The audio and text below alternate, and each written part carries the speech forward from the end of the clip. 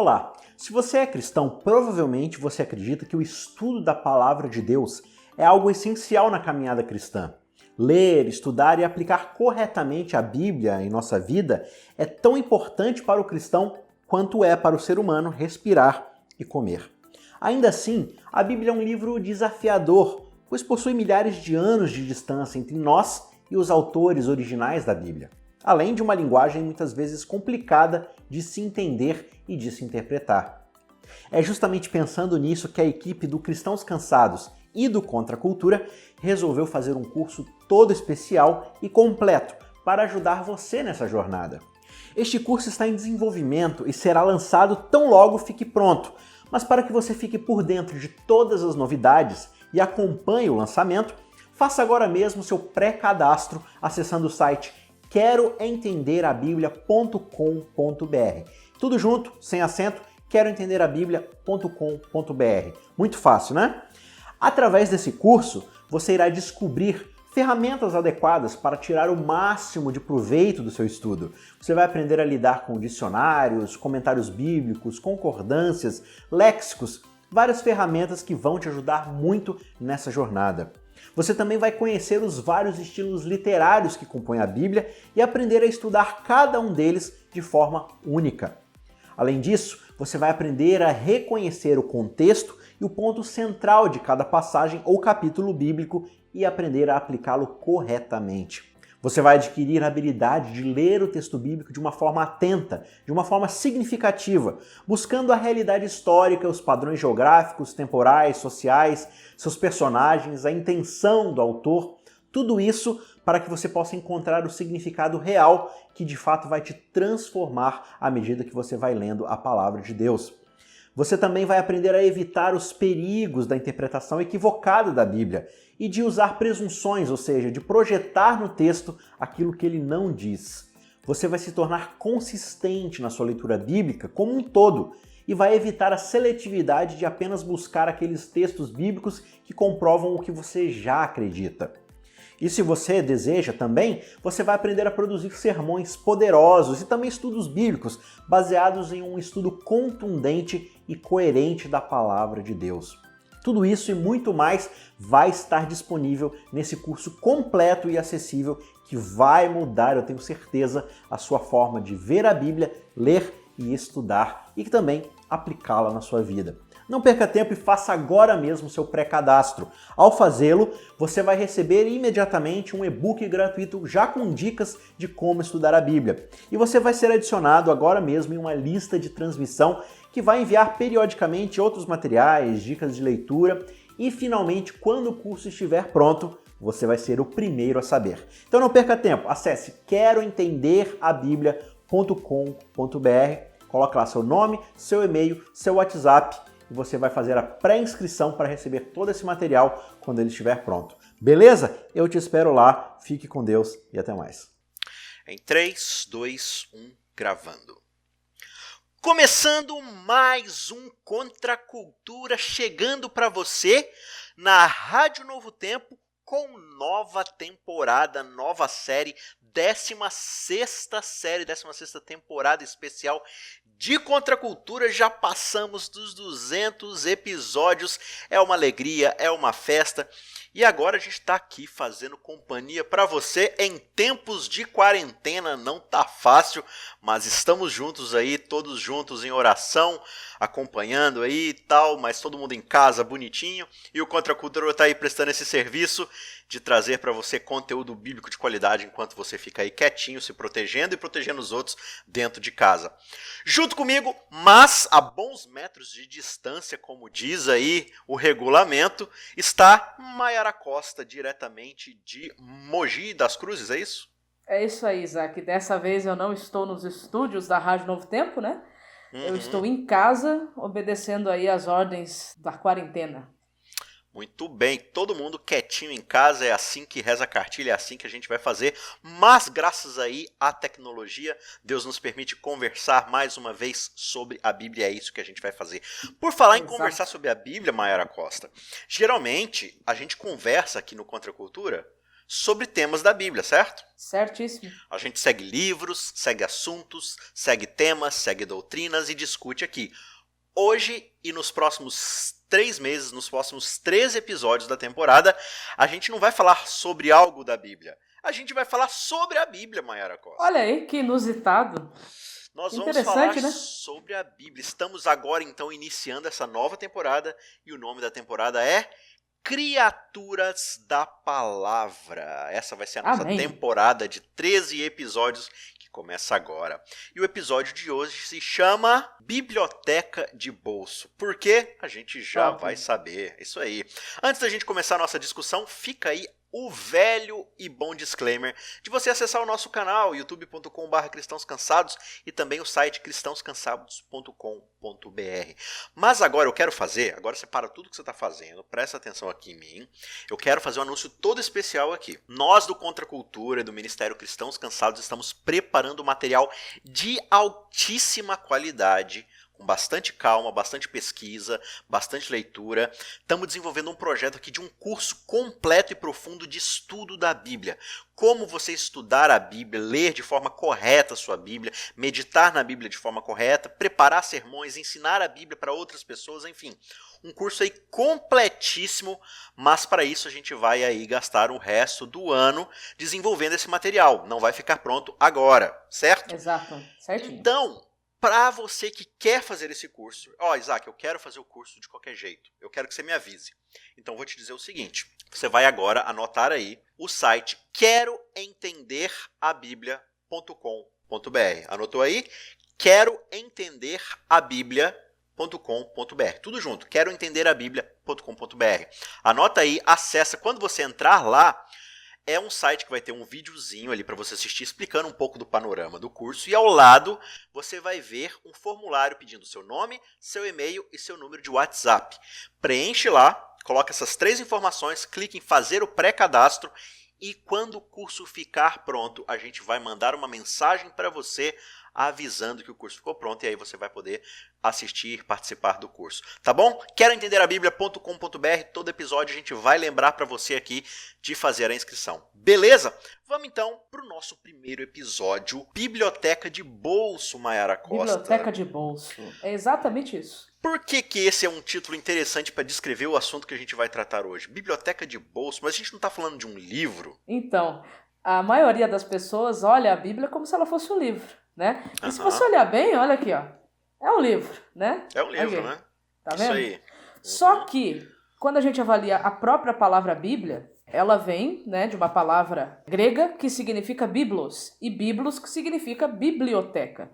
Olha! Então, na verdade, nós não temos um livro apenas em nossas mãos. Nós temos aí uma coleção de 66 livros. Pelo menos a versão protestante, aí, né? A versão Pelo da Bíblia menos Sagrada a versão protestante, sim.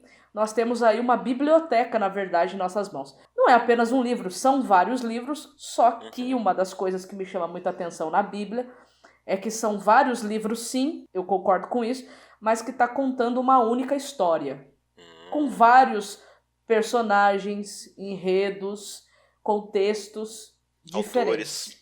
Autores. Por que é importante a gente entender isso? A Bíblia, ela é um livro só, no sentido de que ela é uma unidade literária, só que ao mesmo tempo, como ela foi escrita em mais de 1500 anos de duração, ou seja, alguém em determinado momento começou a escrever, e os autores foram passando, e o último autor foi escrever 1500 anos depois do primeiro autor.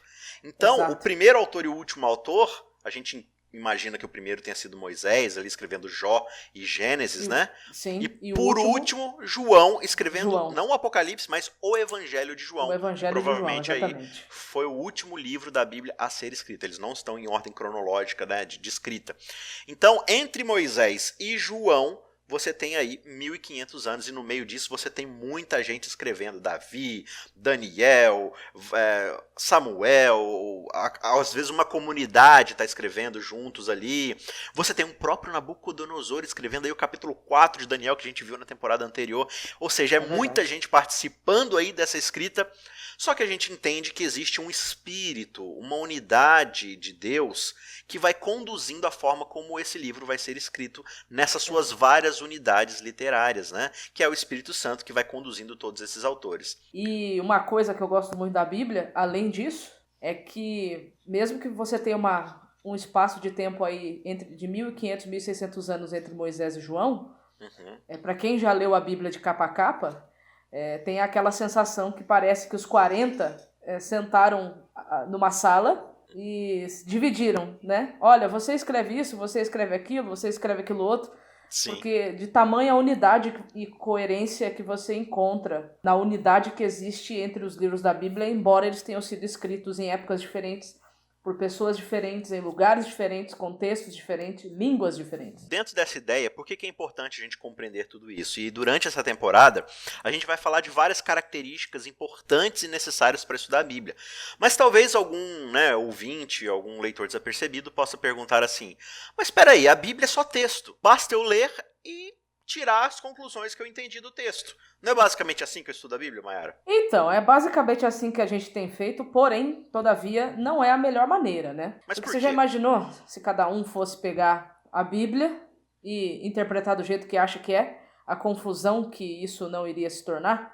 Não Então, só, já assim, pensou como isso é exatamente o que acontece, né? exatamente. Então, Por isso assim, que a gente tem tantas denominações, tantas igrejas diferentes, porque cada uma vai fazer a sua típica leitura da Bíblia e tirar dali doutrinas de acordo com a sua interpretação, né? Pois é, mas a Bíblia tem um texto que está lá em Pedro, né?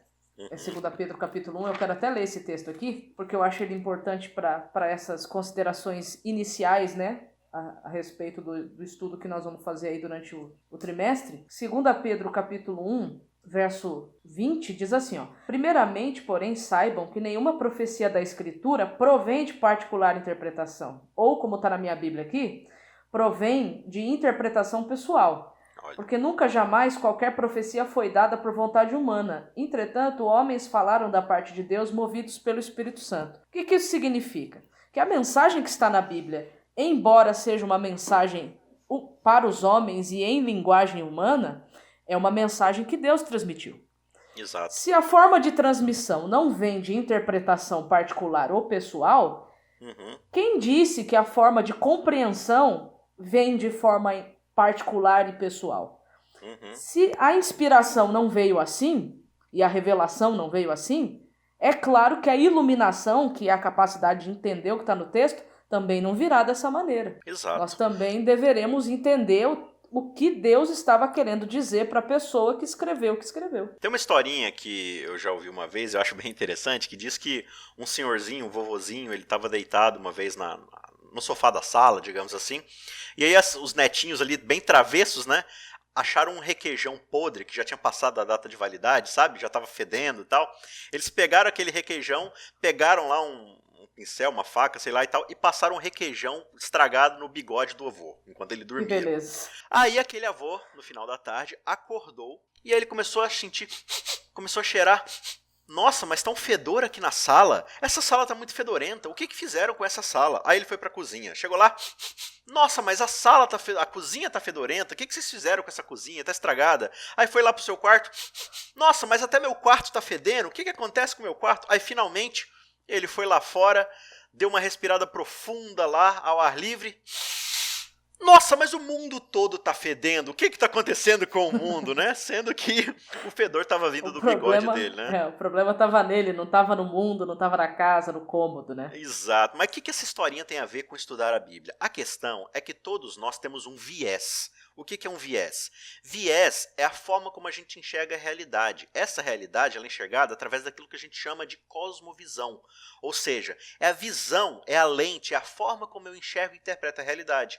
E o que forma isso? A minha cultura, a minha criação, né, no sentido da educação que os meus pais me deram, as pessoas com quem eu conversei, convivi, a educação que eu tive na escola, as experiências que eu tive na vida, tudo isso vai me criando um background, né, uma forma como eu vou interpretar as coisas. Então, cada cabeça uma sentença, não é isso que diz o ditado? Isso aí. O problema é que quando a gente vai para a Bíblia, a gente tem o costume de projetar na leitura bíblica a nossa cosmovisão. E não entender a cosmovisão da própria Bíblia. Por que é importante, então, eu entender que, por exemplo, Moisés, quando ele escreveu o texto bíblico, ele tinha sua cultura, ele tinha seu momento, ele vivia numa época diferente, por exemplo, da época de João. né? Então, Exatamente. eu não posso pegar o que Moisés escreveu e colocar na boca de João, achando que eles estão falando às vezes da mesma coisa. Ou eles podem até falar da mesma coisa, mas eles estão falando de pontos de vista diferentes.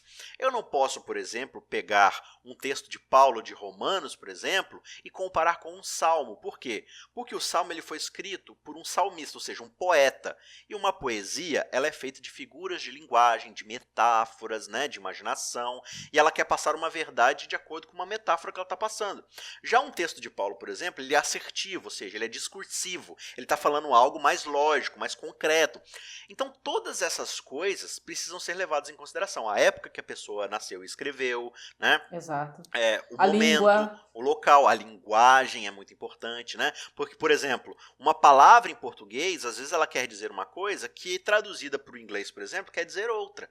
Mesmo Exatamente. traduzindo ao pé da letra, a percepção que um americano tem daquela palavra é uma percepção diferente que um brasileiro tem daquela mesma palavra, né? Exatamente. Então, ao entendermos que a Bíblia é esse livro singular, é um livro com características pessoais muito importantes. Então a gente tem que conferir o estilo literário, o autor, a época, o local, a cultura, a arqueologia, a linguagem. Todas essas informações vão ajudando a gente a interpretar e ler corretamente o texto bíblico. E não simplesmente chegar lá, fazer uma leitura com pressa do texto, olhar e falar assim, eu acho que isso quer dizer tal coisa, porque eu aprendi assim. Em outras palavras, a Bíblia não é um livro para ser meramente lido. Exatamente. A Bíblia é um livro que ela precisa ser estudado. Se eu não estudar a Bíblia, e por estudar a Bíblia eu não estou nem falando de fazer um estudo, que às vezes a gente faz estudos mais temáticos, mais sistemáticos da Bíblia. Não é esse tipo de estudo que eu estou falando. Eu estou falando de fazer um estudo mais aprofundado. É você estudar o autor, é você estudar a época, é você estudar a língua que a Bíblia foi escrita, fazer um estudo aprofundado do texto. Por quê? Porque se eu não estudar, por exemplo, a época que Moisés escreveu, para quem ele escreveu, por que ele escreveu, eu vou acabar correndo o risco de fazer aplicações erradas do texto bíblico para a minha realidade agora. A Bíblia ela não foi um livro escrito pensando primeiramente em nós. A Bíblia chegou até nós. Mas ela não foi um livro que, por exemplo, quando Paulo sentou para escrever para Roma, ele não estava pensando na Maiara e no Isaac, ou nos ouvintes do Contra a Cultura. Ele estava pensando nos romanos daqueles dias. Exato. E assim sucessivamente. Até mesmo as profecias, porque a Bíblia a gente encontra o gênero literário profético dentro da Bíblia, né? Mesmo as profecias que existem dentro da Bíblia, até mesmo aquelas profecias que são consideradas como apocalípticas, como, por exemplo, o próprio Apocalipse e algumas profecias dentro do livro de Daniel, mesmo essas profecias, quando elas foram escritas, quando Daniel, por exemplo, escreveu, ou quando João escreveu, ele estava escrevendo primeiramente para quem ia receber a carta, e não pensando única e exclusivamente em nós. Então a gente precisa entender que existe esse contexto macro por trás da Bíblia, senão a gente fica preso só dentro do nosso contexto, da nossa cosmovisão, e aí a gente quer pegar o nosso contexto e a nossa cosmovisão e quer aplicar, e aí a gente corre o risco de fazer uma exegese, isso é uma palavra teológica, né, que significa colocar coisas que não existem no texto. Quando que, na verdade, a gente tem que aprender a fazer exegese. O que é exegese? É tirar do texto as informações que o próprio texto tem para dar. Exato. Então, basicamente, o que a Mara está falando a arte de estudar a Bíblia é a arte de pegar o que o texto está dizendo e usar o próprio texto para se interpretar, né? Do contrário, a gente vai pegar coisas que a gente já sabe ou já faz ou já tem na nossa cabeça e vai colocar dentro do texto. Ou seja, na verdade, o que a gente está fazendo não é interpretando a Bíblia. A gente está projetando o que a gente já sabe na própria Bíblia. E não é isso que acontece com a gente dentro da igreja, e várias vezes, com vários textos e várias outras coisas. Tantos textos, tantas informações que a gente coloca na nossa cabeça que muitas vezes nem estão lá para começo de conversa. Quer ver um exemplo bobo? Eu estava conversando com a Maiara ontem. É só um exemplinho bem bobinho mesmo, mas para a gente entender. Estava conversando lá com a Maiara, a gente estava fazendo as tratativas aqui para podermos gravar hoje e conversando sobre uma live que a gente fez aqui no Cristãos Cansados um dia desses sobre Jonas, né? Eu falei, olha que interessante, né? A gente tem na nossa cabeça, quando a gente conta a historinha, que o peixe foi lá e vomitou Jonas lá em Nínive, né? Ele cuspiu Jonas, vomitou Jonas e Jonas já foi lá pregar. Só que quando você termina de ler o capítulo 2 de Jonas, quando Jonas fala que Deus vai perdoá-lo e vai salvá-lo, né? Começa o capítulo 3 dizendo, o peixe vomitou Jonas. O próximo parágrafo só diz assim, veio novamente a minha palavra do Senhor dizendo, vai até Nínive. Lá não diz que ele foi vomitado em Nínive, não diz quanto tempo passou, não dá nenhuma dessas informações. Verdade. Mas a nossa cabeça tem um padrão, a nossa psique ela tem um padrão que ela gosta de preencher lacunas que faltam. Né? Então, por exemplo, quando você vai para a historinha lá de Paulo indo para Damasco, né? A gente fala assim, e aí Paulo caiu do cavalo, a gente preenche essa informação, e provavelmente ele estava andando de cavalo mesmo, porque era longe. Mas onde no texto que diz que ele estava caindo do cavalo? Lá não diz. Né? Uma outra história, uma outra informação bobinha aqui também, quando a gente fala de Elias subindo para o céu, né? A gente tem ilustrações, desenhos, gravuras, filmes, e a gente conta a história que Elias subiu para o céu como? Numa carruagem de fogo. Mas se você ler o texto com calma, você vai ver que Elias não subiu numa carruagem de fogo, ele subiu num redemoinho de vento. Pode conferir lá a história. Exatamente. Na verdade, a carruagem de fogo, ela só passa cortando no meio entre Elias e Eliseu, separa os dois, e aí vem um redemoinho e leva Elias. Mas o que? A nossa cabeça vai lá e vai fazendo essas informações sendo preenchidas com coisas que já estão na nossa cabeça. Esses 3 exemplos aqui são exemplos bobinhos, que não alteram em nada a teologia. Mas e quando a gente pega textos-chave, o que a gente chama de texto-prova, ou seja, a gente pega um texto para provar um argumento e a gente coloca informações que não estão ali no texto?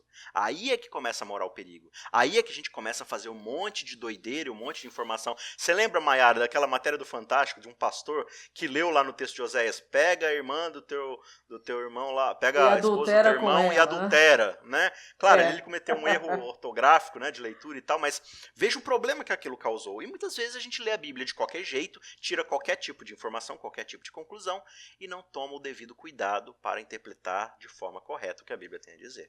Exatamente. Então, esse texto de Pedro que eu li aqui com vocês, ele é um texto importante, porque o raciocínio é o mesmo.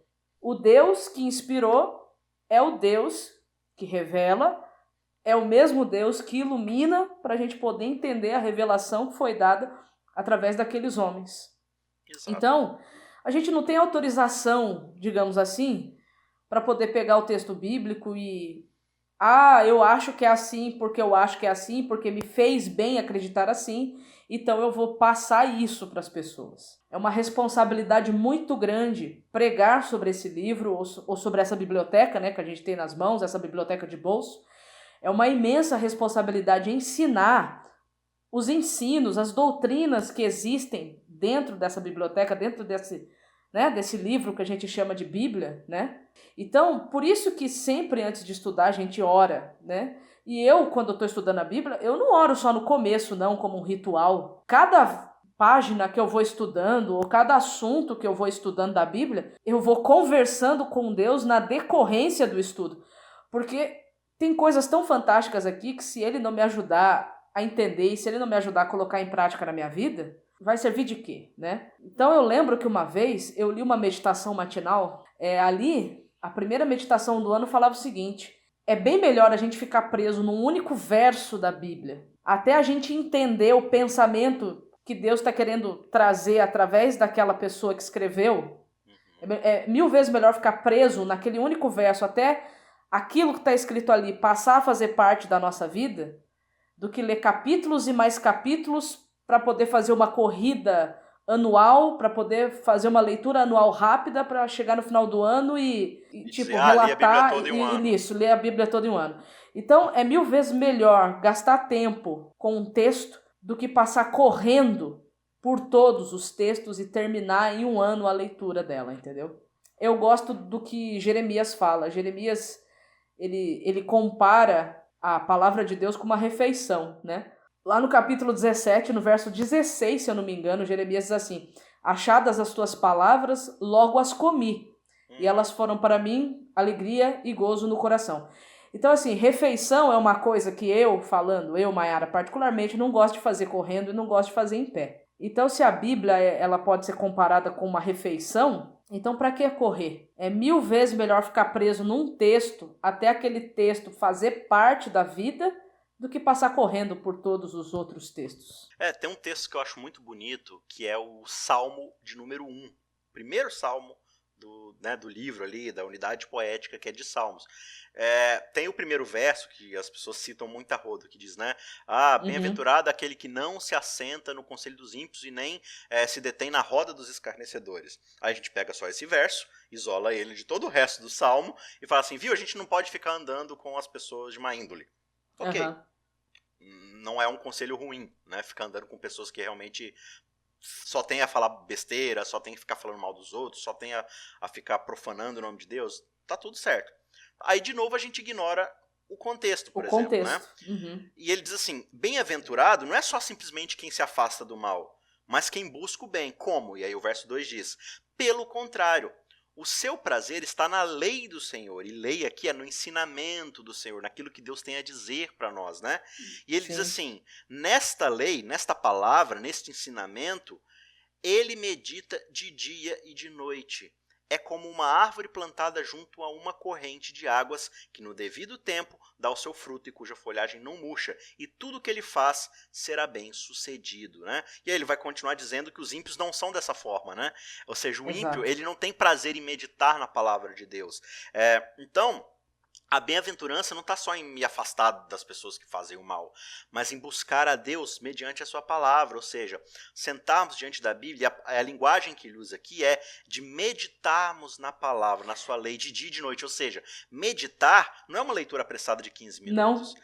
Alguém uma vez explicou que o sentido hebraico da palavra meditar ali é o seguinte, a comparação que foi feita foi a seguinte, que o meditar pode ser comparado a um leão se debruçando sobre a sua caça para poder comê-la. Então, como é que um leão faz quando ele está comendo? Ele come com pressa ou ele saboreia a caça até o final? Então, você meditar é a mesma coisa, é como se fosse a mesma coisa de um leão fazendo uma refeição. Então, é uma coisa que tem que ter tempo e é uma coisa que tem que ser prazerosa. Né? Prazerosa. Então, da mesma forma como um leão se delicia e se debruça sobre a sua caça, assim sou eu meditando na tua lei de dia e de noite. E o processo de alimentação, como você citou aí, né, não envolve simplesmente o engolir a comida, né? Tem todo um processo. Você vai preparar a refeição, né, ou caçar, no caso do leão, você vai mastigar tranquilamente. Engolido, você vai digerir, fazer o processo de digestão. No processo de digestão, você vai extrair os nutrientes, vitaminas e outras coisas, né? E descartar o que não presta ali, né? Claro, a gente está falando de uma figura de linguagem aqui. Sim. Mas a gente muitas vezes não dá essa chance à Bíblia. A gente simplesmente acha que a Bíblia é um hambúrguer que você joga lá dentro do micro-ondas, esquenta em 5 minutos, come e vai trabalhar. E não é assim, né? Ou que ela é uma caixinha de promessas que você abre só num primeiro momento ou num único momento do dia para tirar uma promessa e já tá bom, né? Ou naquele método que você tá lá, tá com a Bíblia fechada, fecha o olho, abre, aí bota o dedo e o que sair, saiu. Não é assim. O próprio Jesus disse que não é assim. Não, você precisa de fato gastar tempo com a palavra de Deus. E isso não significa que você vai parar de fazer qualquer outra coisa e ficar simplesmente ali lendo a Bíblia. Não, mas assim, a gente sabe que o nosso tempo é dinâmico, é rápido, mas assim, se você não vai ter tempo de analisar todo um trecho, não saia lendo, né, desgovernadamente a Bíblia. Claro, você pode fazer seu ano bíblico ali, ler 3 capítulos da Bíblia, ninguém está condenando nada disso.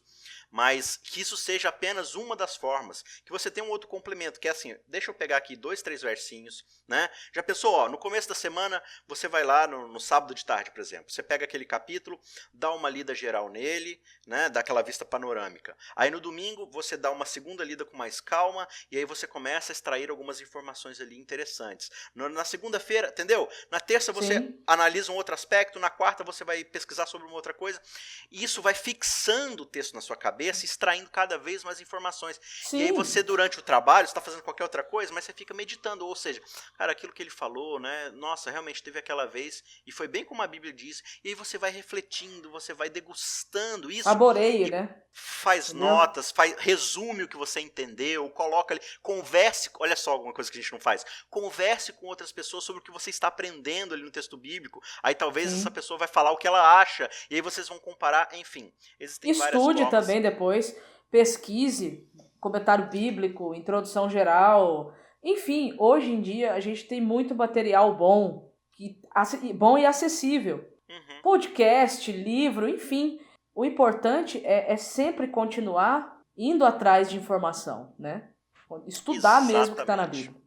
Exatamente. A gente vai encerrando o nosso episódio por aqui, lembrando que isso que a gente fez hoje é simplesmente levantar um resumo do que vai ter no decorrer dessa temporada. A gente vai falar sobre contextos, sobre estilos literários, sobre jeitos de se analisar a Bíblia, de como Jesus lê a Bíblia, como os discípulos liam a Bíblia, né? Como é que Gênesis nos ajuda a entender o restante da Bíblia. Enfim, vai ter muito assunto e, claro, é só uma conversa prévia de meia hora. A gente está preparando para vocês aqui novamente, eu digo, um estudo completo sobre como aprender a ler e estudar a Bíblia. Então acessa lá queroentenderabiblia.com.br, se cadastra e quando Eu tiver já me cadastrei, hein? Você tem que se cadastrar também. Show de bola, Mayara. E espalhem como folhas de outono por aí para todo mundo ficar preparado. A gente se vê na semana que vem, com ou sem pandemia no mundo. A gente vai estar aqui, se Deus quiser. Um abraço, Mayara, e um abraço para você. Um abraço. A gente se vê semana que vem. Tchau, tchau.